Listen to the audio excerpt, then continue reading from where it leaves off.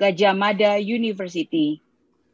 Ibu Wiwi Awiati SHMH from Faculty of Law, University of Indonesia.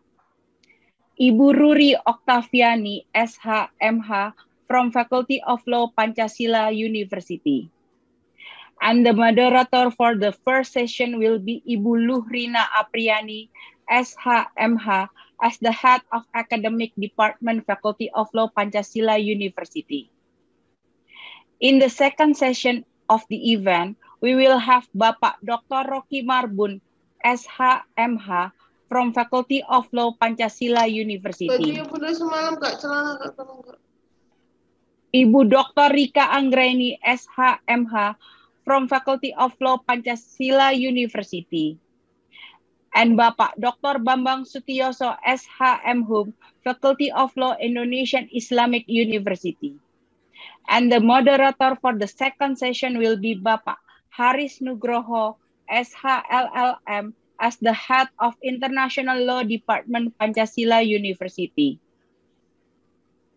Before we start today's event, please let us first read the rules. The first one, to all the honorable guests and participants, please turn on the video and also turn off the mic during the event. Second, the presentation and discussion sessions will be guided by our moderator, Ibu Luhrina Apriani SHMH, for the first session. And for the second session will be Bapak Haris Nugroho, SHLLM. Third, for all the honorable participants, please fill in the presents given by the committee via the chat box. And now, we will hold a photo session. To all the honorable guests and participants, please open your camera so we can take the photograph. We would like to ask for help from the technician to give the signal. Ibu Anggi, would you like to take our photo on the first session first? Stand by, please.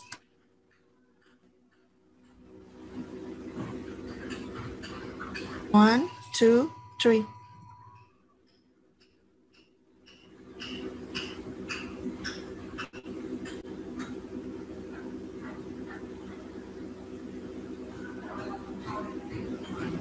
On the second slide, wait a minute.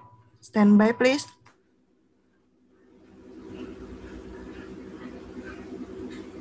One, two, and three. Okay, done. Thank you very much. Thank you, Ibu Anggi. And now we'll be entering to the main agenda. The presentation by the speakers will be guided by Ibu Luhrina Apriani. We would like to remind all participants to continue to comply with the rules. To Ibu Luhrina Apriani SHMH, we would like to kindly invite you to guide the event. The screen is yours, ma'am.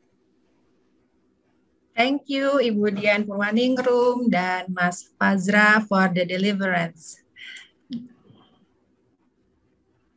Good morning, distinguished speakers, guests, and participants. Let me once again welcoming you to the second day of International Symposium on Human Rights and COVID-19, Understanding the Role of Clinical Legal Education in Asia and Lessons from Europe, and the launching of Legal Clinic Faculty of Law, Universitas Pancasila. My name is Luhrina Apriani, your moderator for today's discussion. Yesterday, the Dean of Faculty of Law, Universitas Pancasila, has launched the Legal Clinic. In his introductory remarks, he emphasized that clinical legal education is a process of learning with the intention of providing law students with practical knowledge, skills, values, in order to realize legal services and social justice, implemented on the basis that teaching methods are interactive and reflective. On that objectives, today we have three speakers whom their competence and expertise will bring us to a further discussion on legal clinical educations, its concept and implementation in their respective institution. Before we proceed, I kindly ask to all guests and participants to comply to these following rules. Please mute your microphone during the discussion. Each speakers will be given 15 to 20 minutes for present, and answers will begin after all the three speakers present their presentation. Any questions on that matter, please write your questions in the chat box, or you can use the raise hand feature. Ladies and gentlemen, without further ado, let's start our discussion. We have our third speakers, Dr. Rocky Marbun, SH.MH. He is a lecturer in Faculty of Law, Universitas Pancasila. Today, he will present his research with the title of Civic Mindedness as a Legal Culture for Legal Interpretation from Law Enforcement, a study of symbolic domination and trichotomy relationship. Of course, we cannot wait for your presentation. Dr. Rocky, I hope you're all ready. You ready? Dr. Rocky Marbun? Yeah. Okay, you have 15 to 20 minutes to present your presentation. The screen is yours.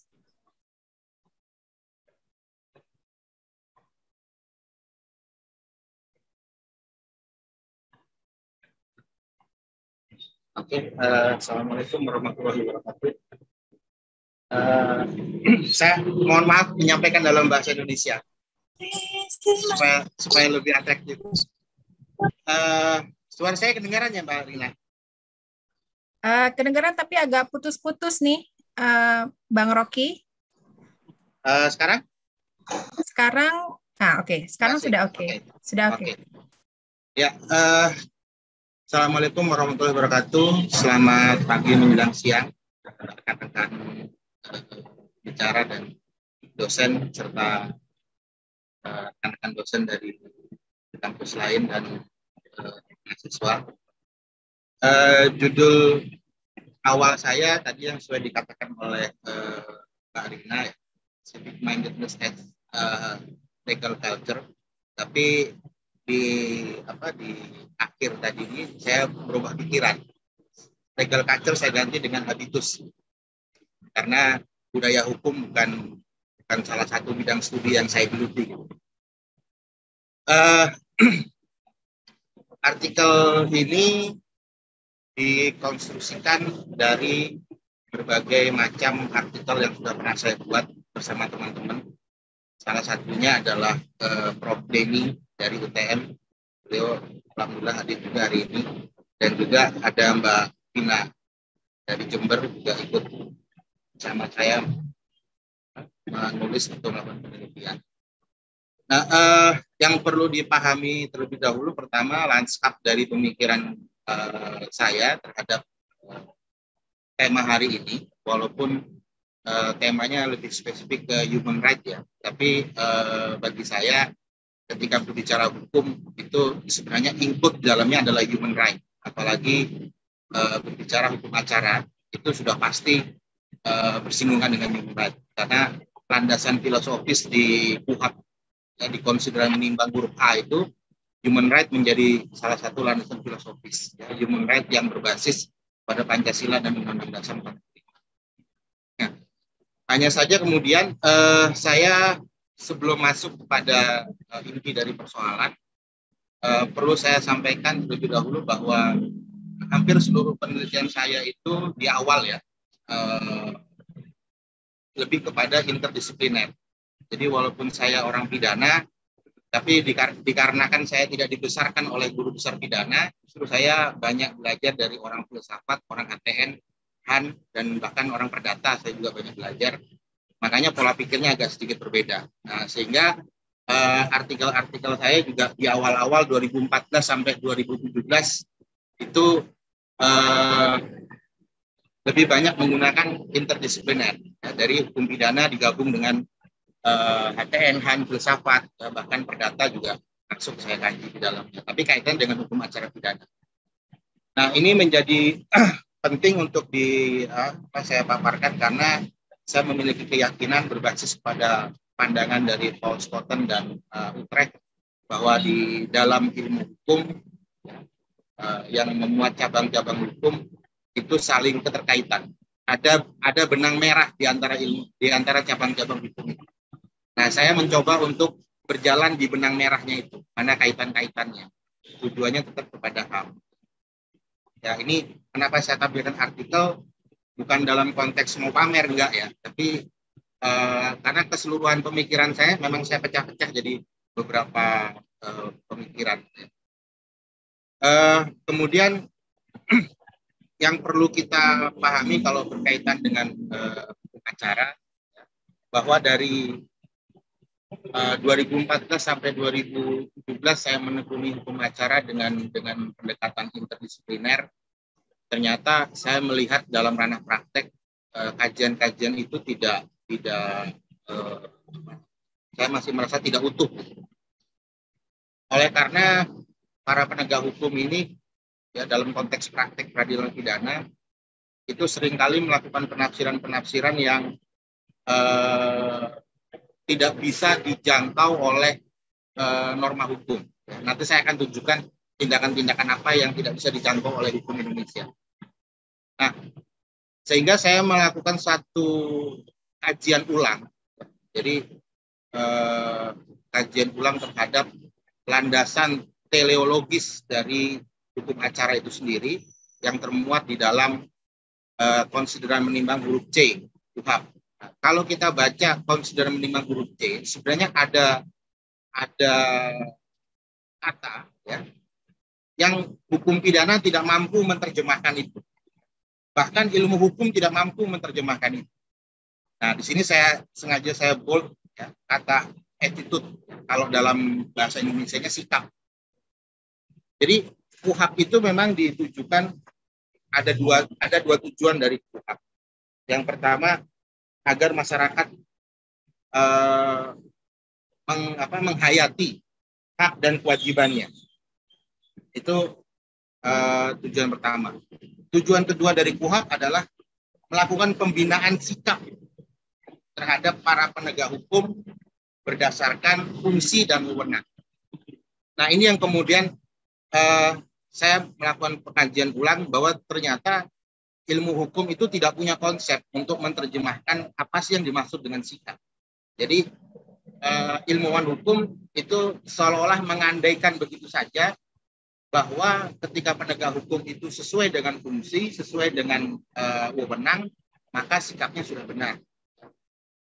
Nah, ini yang justru menjadi permasalahan bahwa ternyata di dalam praktek hukum pidana ternyata banyak lika-liku atau trik yang mewarnai fungsi dan wewenang tersebut. Pemaknaan ulang ini kemudian memperkenalkan saya kepada ilmu psikologi. Ilmu psikologi itu justru bisa menjelaskan apa yang dimaksud dengan sikap. Ilmu itu enggak ada. Nah, ternyata menurut ilmu psikologi, sikap itu terdiri dari 3 komponen. Yang pertama adalah komponen kognitif. Komponen ini berfungsi untuk kita berpikir dan beropini. Ya.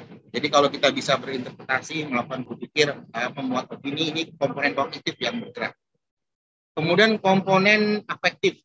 Ini kaitannya dengan perasaan dan emosional. Nah, ini yang kalau orang pidana selalu mengatakan perasaan dan emosional nggak boleh bermain. Karena biasanya berpikir secara legalistik. Tapi sebenarnya sikap itu juga sudah ada komponen afektifnya dan menjadi satu dalam diri kita. Nah, kita orang hukum pidana membunuh komponen itu. Komponen itu nggak ada. Padahal itu manusia nggak utuh kalau nggak ada komponen itu. Nah, yang menariknya lagi menurut ilmu psikologi, afektif komponen ini justru berkaitan erat dengan kedekatan kita atau keinginan kita untuk memiliki kekuasaan. Jadi kalau orang sudah memiliki jabatan tertentu, kemudian bersikap sebagai layaknya birokrat, gitu ya, itu komponen afektif yang bekerja. Dan itu selalu dikeluarkan dalam bentuk bahasa. Nah, karena penerjemahan dari psikologi ini bersinggungan dengan bahasa, yang kemudian membawa saya kepada penelitian yang saya kaitkan dengan filsafat bahasa. Nanti ada filsafat bahasa. Nah, terakhir ada konatif komponen. Komponen yang membuat manusia untuk berperilaku tertentu, ya, kecenderungan berperilaku tertentu. Nah, 3 komponen ini yang tidak bisa dibahas oleh ilmu hukum, itu yang menyebabkan saya untuk lompat dari interdisipliner ke multidisipliner dengan menggandeng filsafat hermeneutik, teori kritis dari mazhab Frankfurt, filsafat bahasa, dan ilmu komunikasi itu sendiri.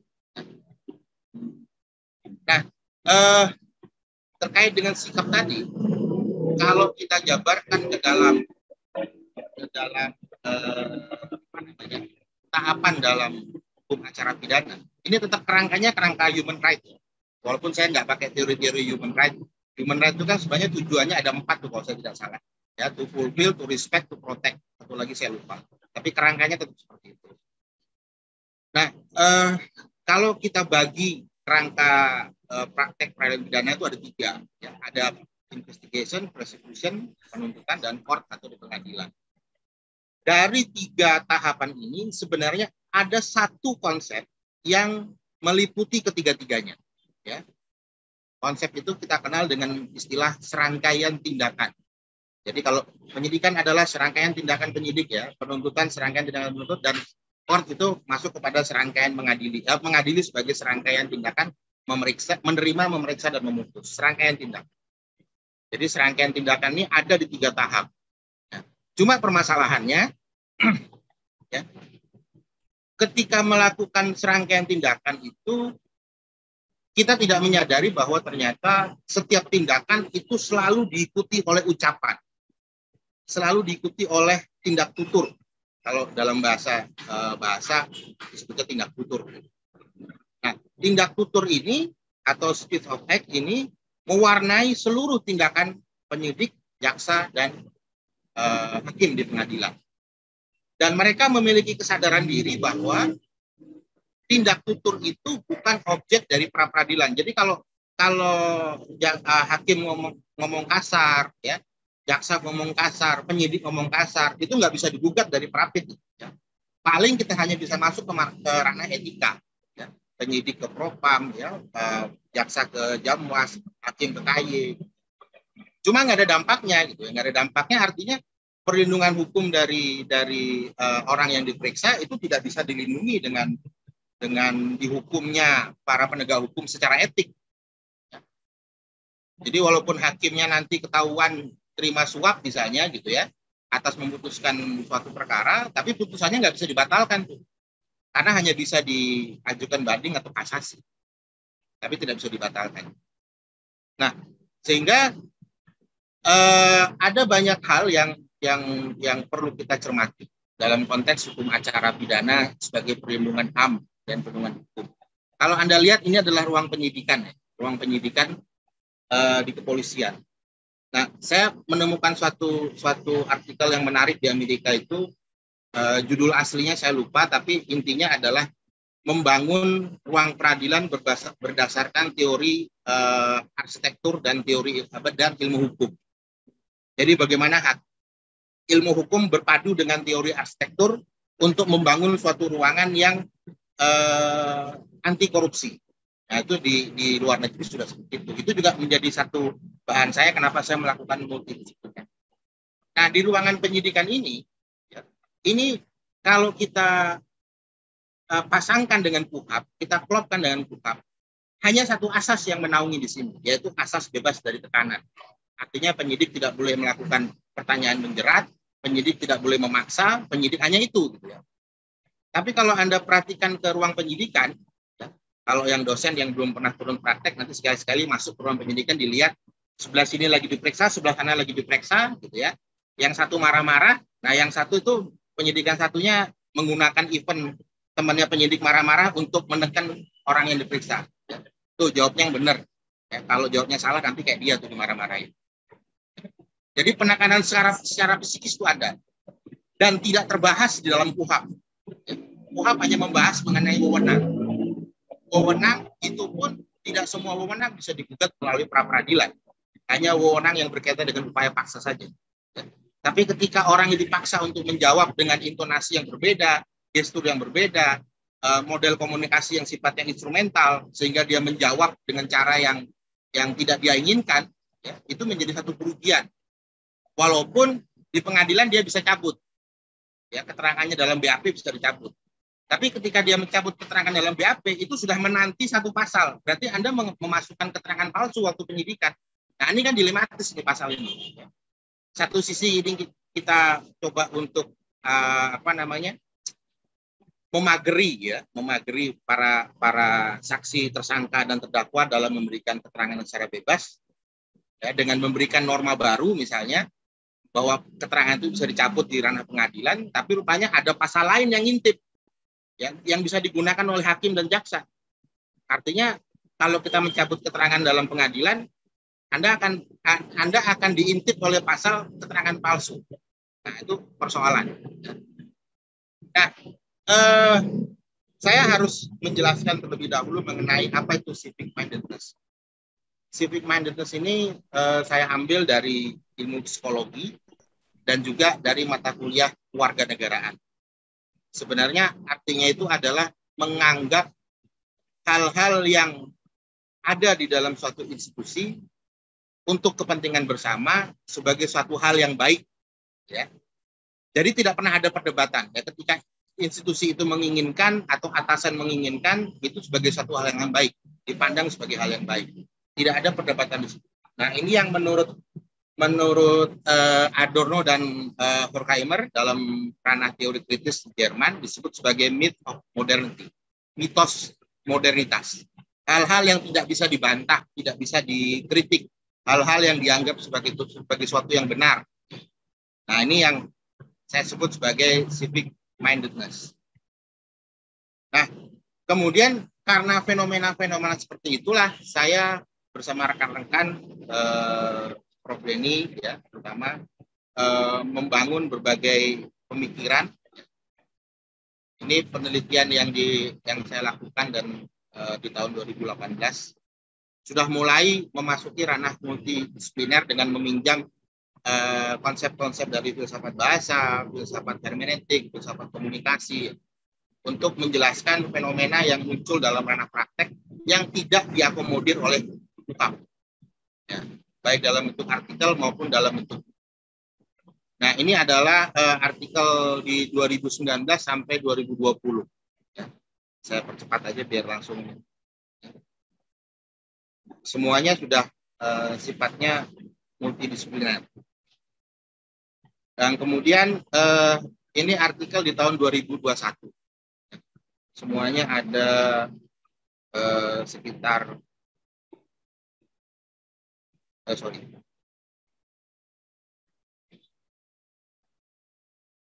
sekitar 16, ya.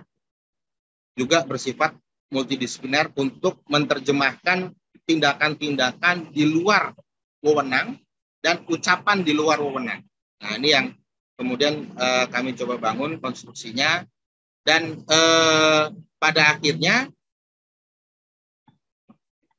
kita mendapatkan suatu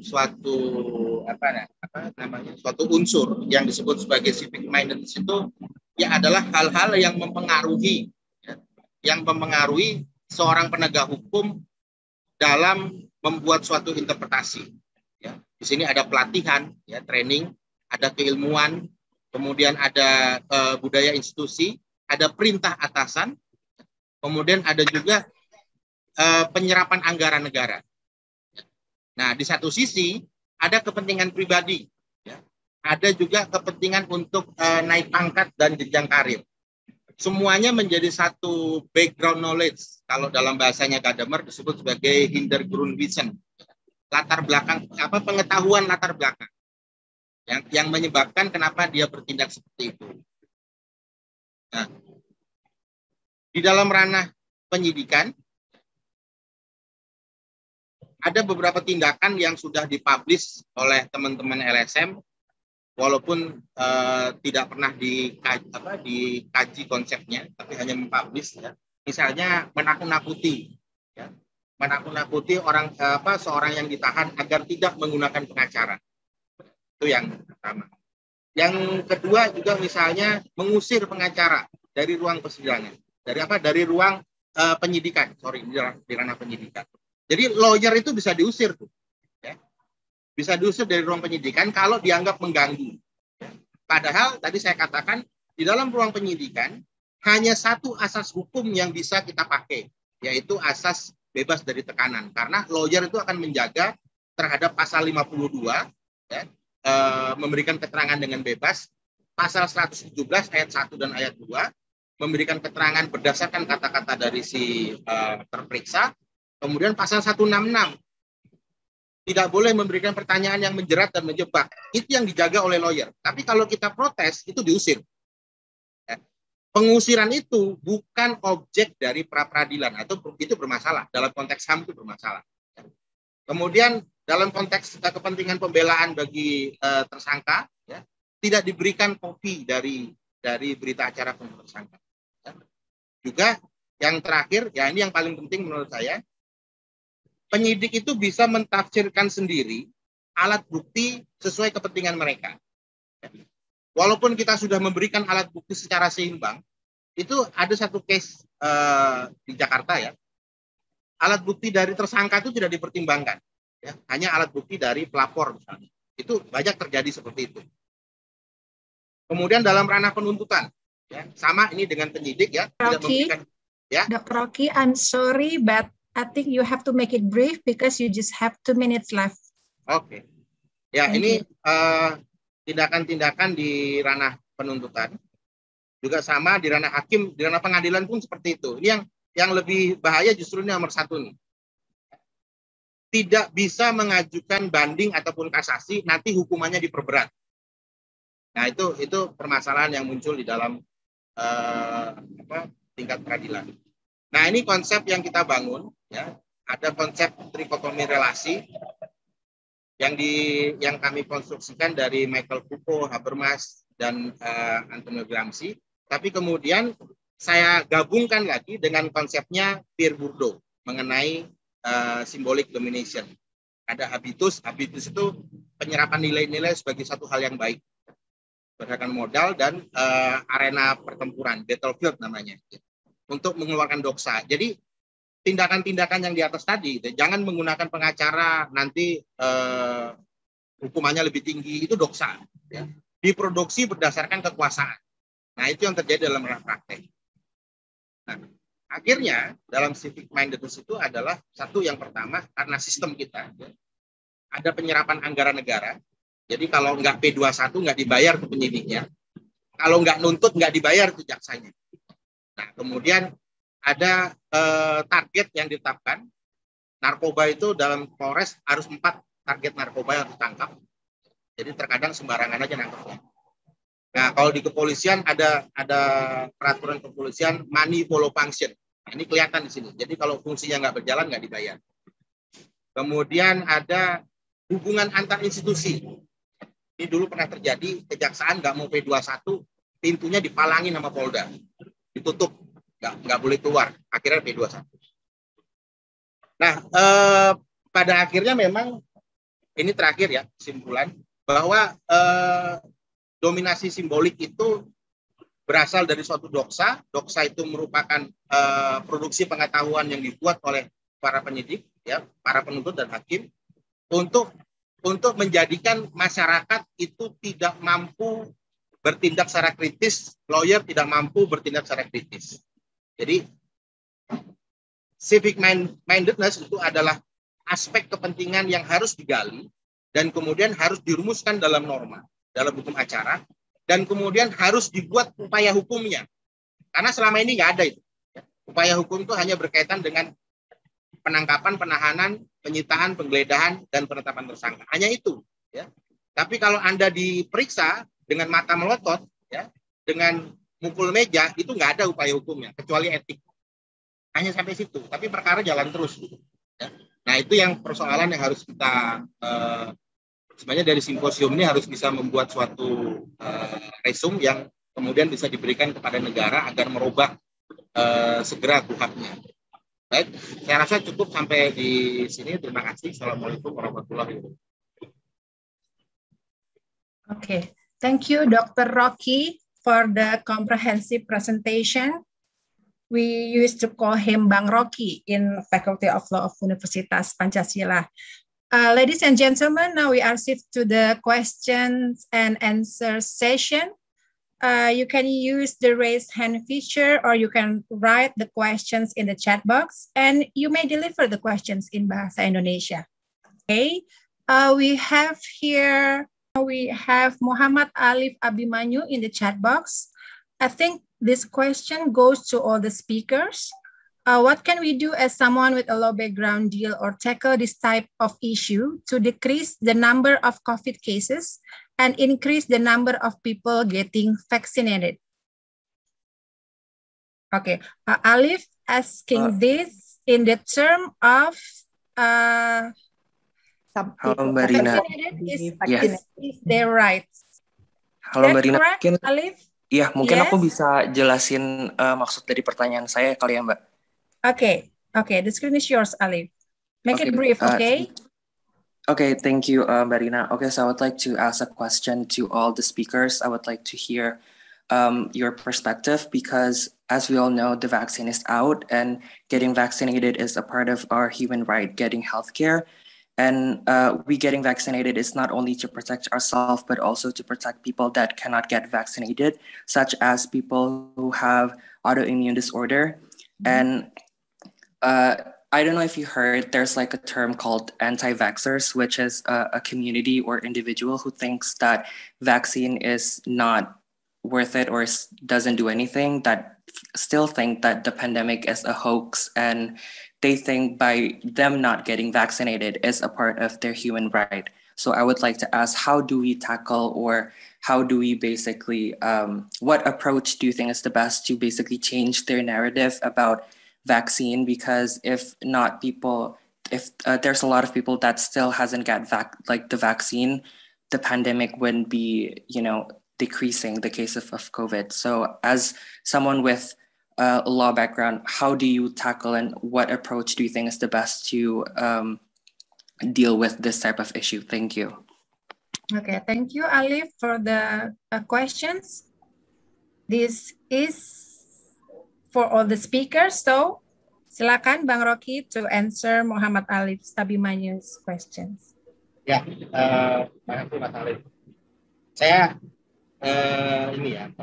agak nangkap sedikit tadi. Ini kadang-kadang mahasiswa bisa lebih pintar dari dosen yang dalam sering kali. Jadi intinya kan bagaimana tindakan yang seharusnya ketika ada komunikasi yang sifatnya hoax terhadap anti vaksin dan segala macamnya, kan begitu ya, Mas Alif ya? Iya benar Bapak. Ya,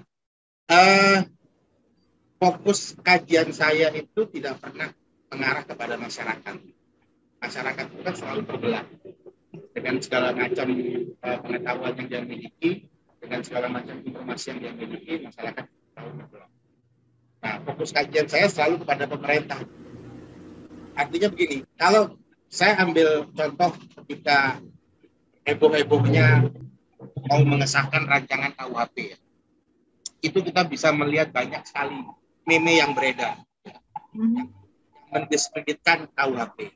Nah, bagi saya, ketika meme yang beredar itu, terlepas dia hoax atau tidak hoax, yang mendiskreditkan KUHP, maka sebenarnya menjadi kewajiban pemerintah untuk melakukan komunikasi publik, membenarkan itu, ya, atau menyalahkan komunikasi yang sudah beredar. Nah, artinya di sini pemerintah harus bisa lebih aktif dalam menyeimbangkan informasi yang keluar, karena sudah pasti kita sadari bahwa era digital itu, ya, kalau Jen Bordiat itu mengatakan kita masuk ke dalam era simulakra, era yang tidak nyata tapi dianggap nyata. Simpelnya begini, seseorang yang pendiam, dalam lingkungannya pendiam, ketika dia masuk ke medsos, dia menjadi sangat beringas. Nah, itu yang perlu diwaspadai oleh pemerintah dan segala jajarannya untuk bisa mengkanter informasi itu agar mencapai tujuannya adalah kesejahteraan masyarakat. Jadi kalau pemerintah memiliki suatu politik hukum yang ingin mengatakan bahwa vaksin itu demi kepentingan masyarakat, maka komunikasi terhadap vaksin itu penting, itu harus harus digalakkan gitu ya untuk menyeimbangkan komunikasi yang akan merugikan justru merugikan masyarakat banyak. Saya termasuk orang yang tadinya anti vaksin, ya terus terang aja gitu kan. Tapi anti vaksin saya bukan karena ilmu pengetahuan loh, ya bukan karena vaksin itu jelek. Saya anti vaksin karena termakan hoax. Ya. Setelah vaksin ada yang meninggal, kan banyak tuh ya, cerita vaksin meninggal ini segala macam. Nah pemerintah nggak melakukan apa-apa itu, nggak ada komunikasi publik yang muncul bahwa kalau kita bikin statistiknya secara kasat mata, lebih banyak komunikasi yang menyebarkan setelah divaksin meninggal. Itu jauh lebih banyak dibandingkan komunikasi publik dari pemerintah. Oh enggak loh, vaksin itu gini-gini, enggak. Jauh lebih banyak yang hoax ya. Gitu. Nah, saya termasuk termakan hoax itu. Gitu, kan. Akhirnya saya pun divaksin. Tapi karena mau berangkat ke Jambi, terpaksa divaksin. Nah, kenyataannya nggak apa-apa juga saya. Oh berarti benar itu hoax itu. Gitu, kan. Nah, itu yang menurut saya komunikasi itu yang perlu dibangun ya dari sisi pemerintah untuk menandingi komunikasi-komunikasi yang sifatnya hoax tadi. Itu mungkin dari saya. Thank you, Bang Rocky. Ladies and gentlemen, we still have several questions. Okay, the committee give me 10 more minutes for the speaker to answer the question. Oh, the 2 questions goes to Bang Rocky.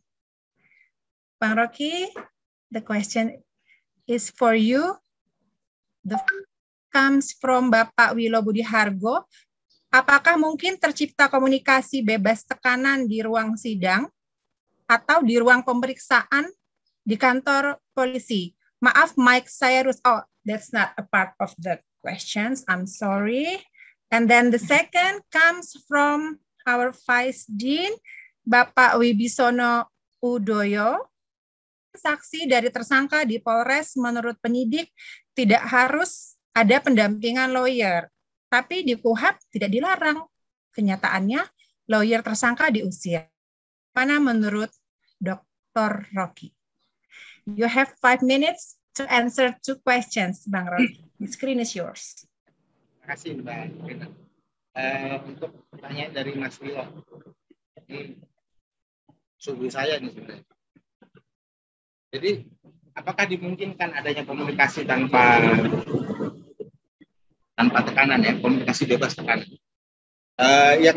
Yang mengutarakan teori ini adalah Mas itu menginginkan adanya dialog intersubjektif, ya, komunikasi tanpa tekanan, komunikasi tanpa dominasi bahasanya.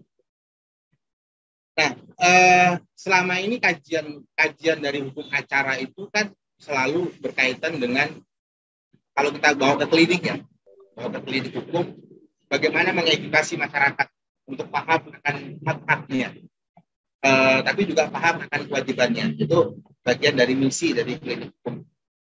Nah, saya mengambil porsi sisi sebelahnya, ya, yaitu fokus kepada penegak hukumnya. Karena bagi saya, asas fiksi hukum itu berlaku untuk seluruh warga negara, juga termasuk kepada penyidik, penuntut, dan hakim. Ya. Normanya sudah ada. Ya, normanya sudah ada. Kalau dalam penyidikan pasal 52, pasal 117, ya, di dalam penuntut juga seperti itu. Di persidangan ada namanya 166 ya, tidak boleh memberikan pertanyaan menjerat, hakim harus bertindak secara fair dan adil gitu kan. Nah, tapi itu kan begini, kalau kita berpikir secara normatif ya, juris normatif, hukum itu kan seolah-olah ingin menganggap bahwa manusia itu adalah mesin. Saya dalam pandangan saya seperti itu. Ini ada normanya, maka patuhilah. Nah, ini yang saya katakan aspek afektifnya nggak dikaji, emosional, feeling itu nggak dikaji. Di balik itu ada kepentingan-kepentingan yang mendrive semua pertanyaan, yang mendrive semua gestur yang muncul di dalam proses pemeriksaan. Nah, permasalahannya adalah bagaimana ketika kepentingan tersebut mendrive penyidik ya, untuk membuat suatu pertanyaan dengan gestur tertentu.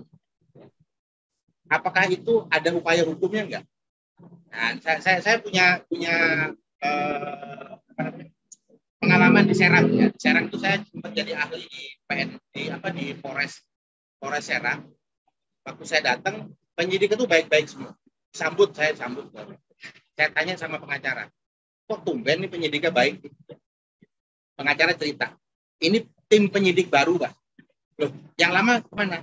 Yang lama sudah dimutasi karena ketahuan minta duit ke klien saya. Jadi orangnya dimutasi, perkaranya diterusin gitu loh.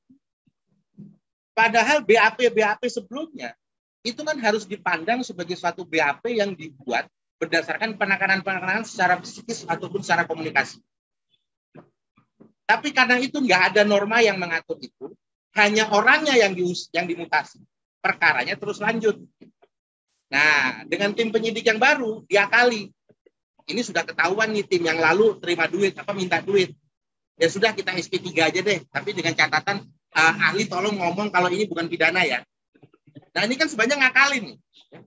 Perilaku minta duitnya itu nggak pernah bisa ditentukan secara norma hukum. Artinya tidak ada itu, tidak menjadi objek dari pra peradilan. Hanya menjadi objek dari ranah pemeriksaan etika. Nah itu yang di pengadilan juga gitu. Kan asasnya itu kan kalau hakim waktu mau sidang dibuka dan terbuka untuk umum, tok gitu kan. Nah tapi ketika kita mau merekam, mohon jangan direkam. Loh, katanya terbuka untuk umum, kok nggak boleh direkam? Padahal asas terbuka untuk umum itu fungsinya adalah mengontrol hakim. Ya, ketika dia mengajukan pertanyaan-pertanyaan, dia memeriksa, terlihat oleh publik bahwa tidak ada tekanan di dalam. Tapi ketika kita mau merekam, tolong jangan merekam. Bisa nggak kita lawan itu? Nggak bisa, karena nggak ada normanya. Hakim itu dianggap Tuhan di persidangan.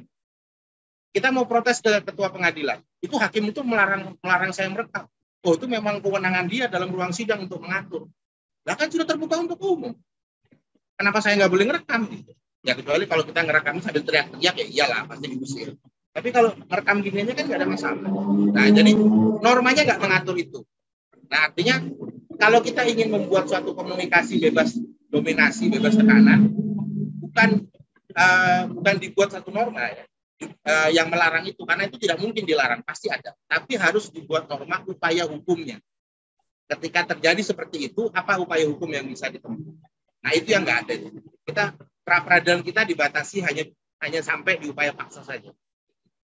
Nah jadi harus dibuat, makanya KUHAP yang baru itu harus didorong supaya segera disahkan itu, karena di situ ada upaya hukum yang bisa ditempuh oleh masyarakat. Mungkin dari saya itu, Mbak. Ya. Okay, thank you, Bang Rocky, for your answer.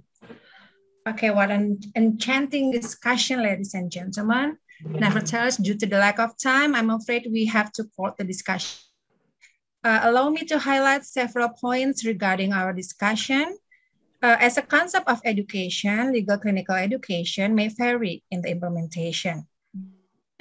Related to human resources, feasibility, and the capability of the institution itself.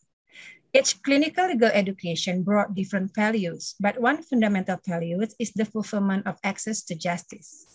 And we find in the point of view that efforts to fulfill access to justice can be initiated in a campus or law college. Therefore, it is important to design a curriculum that provides understanding and appreciation of the community's sense of justice. And throughout our discussion, we can picture this point of view in the street law education at Faculty of Law Universitas Indonesia, and among others, to research delivered by Ibu Ruri and Dr. Rocky. Ladies and gentlemen, we have reached the end of panel 2. I would like to give my highest appreciation to our today's speakers, Ibu Wiwi, Ibu Ruri, dan Bang Rocky, and to all the distinguished guests and participants who actively participate in the discussion. I hope our discussion will expanding our perspectives on clinical legal education, especially for Faculty of Law Universitas Pancasila. It is a lesson learned. Once again, thank you very much. Stay healthy and have a good day. Back to our Master of Ceremony, Ibu Dian Purwaningrum. Thank you, Ibu Rina. Thank you very much, Ibu Luhrina Apriani, for the guidance of the first session of this event on the second day. And now I want to deliver an information to all participants, since we are going to have 2 hours break time. Therefore, to all participants to please rejoin the Zoom meeting at 2 p.m. Enjoy your break time. Thank you all.